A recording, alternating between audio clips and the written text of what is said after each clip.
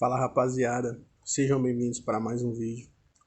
No vídeo de hoje vou estar falando a minha experiência e dicas de como estudar em casa.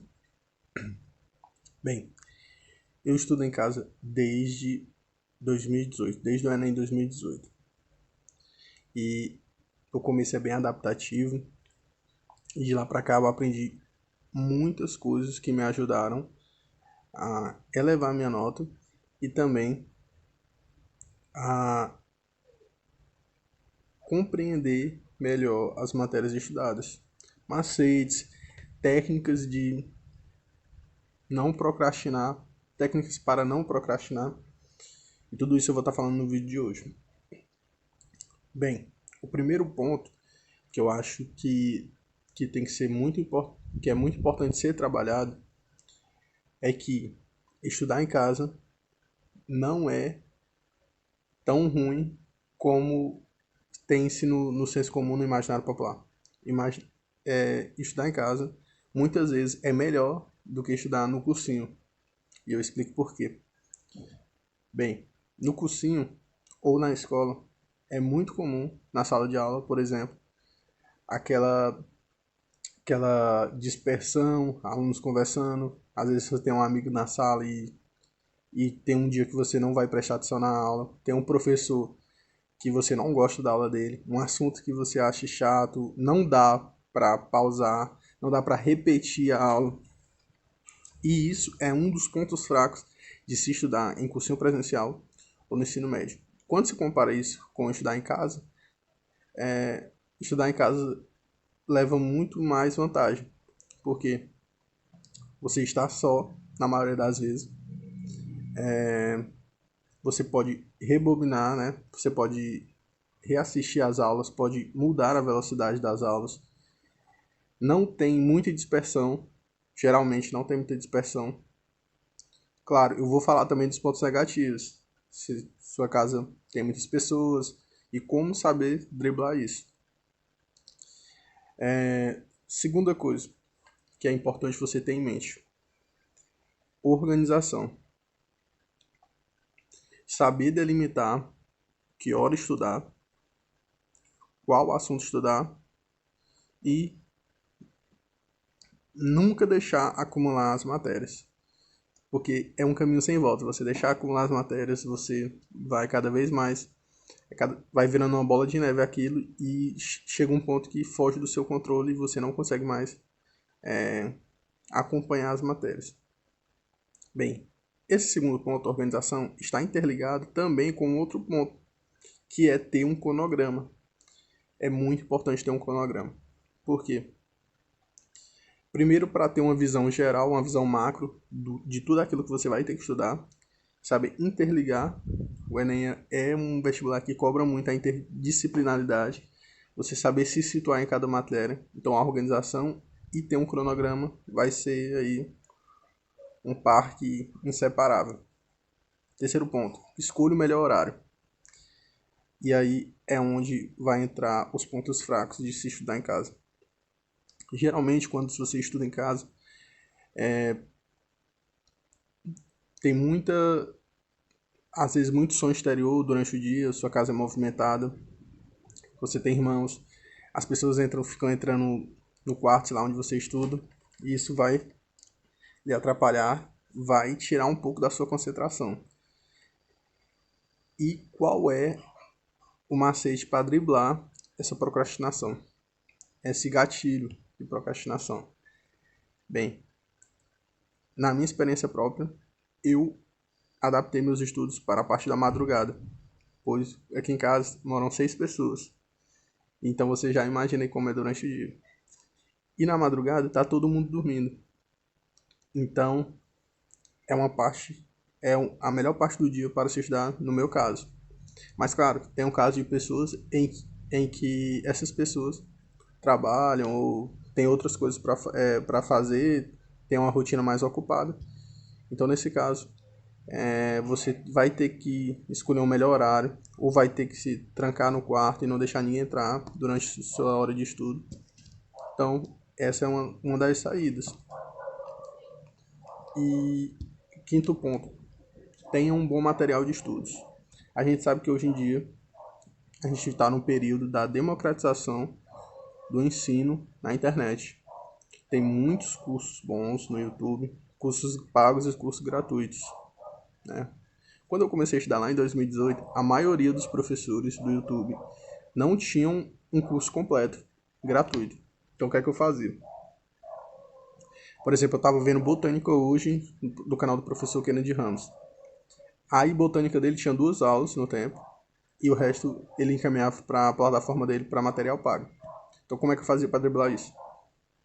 Eu ia no outro canal e tentava ver a sequência a sequência de aulas que faltava no canal do Kennedy. E geralmente esses canais, os assuntos se complementam. Geralmente é isso que acontece. Mas como se você puder pagar um cursinho online, eu considero uma boa ideia, uma boa estratégia, porque hoje em dia os cursinhos, por exemplo, o cursinho do Ferreto é um cursinho com preço bem em conta, se você for levar em consideração os preços dos cursinhos presenciais, e é um cursinho muito bom. Como é que eu sei disso? Eu já assisti algumas aulas no login do meu amigo na plataforma do Ferreto. Bem, o sexto ponto, uma estratégia para quem estuda em casa, explique o assunto para você mesmo. Você não tem um professor. Então, geralmente, o que é que eu faço? Quando eu estou aprendendo assunto, eu estudo ele. No primeiro estudo, você não absorve tudo. Então, aí eu faço questões. Se tiver tempo, faço um resumo. Porque o resumo eu não acho que seja viável para quem tem pouco tempo. Então, se você tiver tempo, faça um resumo. Mas se não tiver, não faça. Faço um resumo e tento explicar aquilo para mim mesmo. Tento dar uma aula. Eu vou lá pro meu quarto, sabe, no momento que eu tô reservado, e explico aquilo para mim mesmo, ou então mentalmente. Eu fico tentando me explicar nos momentos em que eu tô sozinho mesmo, sem fazer nada.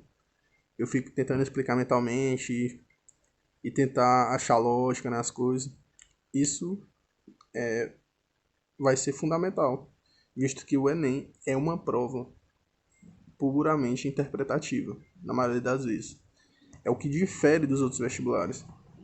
Os vestibulares, por exemplo, se você estiver fazendo questões de, de alguns vestibulares, por exemplo, de matemática, ou de física ou química, você vai perceber que eles vão direto ao ponto.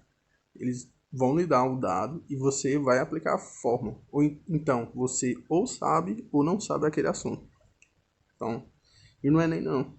No Enem tem a possibilidade de quem não sabe acertar e tem a possibilidade de você que sabe errar, porque não vai saber interpretar ou algo do tipo. Então é muito importante você treinar a interpretação, e nesse caso explicar para você mesmo e tentar pensar formas diferentes.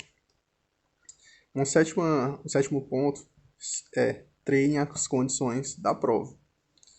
E esse sétimo ponto ele está interligado com o oitavo, que seria fazer as provas antigas.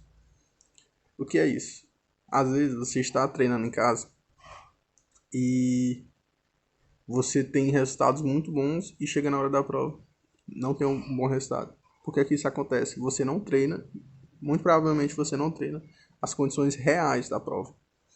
Ou seja, fazer as 90 questões seguidas. Tem gente que começa, faz 10 questões, aí daqui a mais tarde faz outras 10. Não, isso aí você não está treinando as condições reais da prova. Segundo,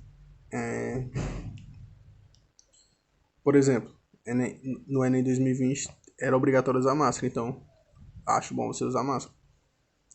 Terceiro, muita gente faz questões do celular ou computador para economizar ou porque não tem impressora em casa. Então isso não vai ser uma condição real da prova. A sua visão vai cansar mais com aquela luz do computador, do celular, sendo jogada ali na sua cara. Então é melhor fazer questões olhando para o papel. É uma dos macetes. E por último, estude por questões. Vai chegar um tempo em que apenas assistir a aula não vai trazer mais evolução para você. Então, vai ser muito importante você ir direto ao ponto. Treinar as questões. Não adianta nada você apenas assistir aulas. É um estudo passivo e não se pôr como agente ativo na construção do conhecimento. Certo? Então é isso. Esse foi o vídeo de hoje. Espero ter ajudado de alguma forma você que está começando a estudar em casa. E eu digo, dá certo. Dá certo sim. Vou deixar aqui um vídeo eu reagi na minha nota do Enem 2020. A nota que eu considero muito boa para um aluno egresso de escola pública e que estudou todo o tempo em casa, sozinho, todo o tempo.